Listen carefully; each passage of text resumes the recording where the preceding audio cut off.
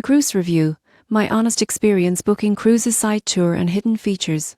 Planning a cruise can be overwhelming, but iCruise aims to make booking simple. I explored the website and booked a test itinerary to see how it works, and here's my honest review.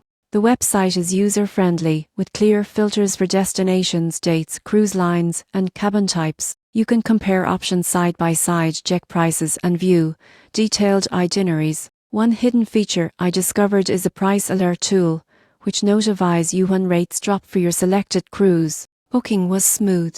iCruise provides transparent pricing, including taxes and fees, and offers optional travel insurance. Confirmation emails are detailed, and the portal allows easy management of your itinerary. The surprising truth is customer support.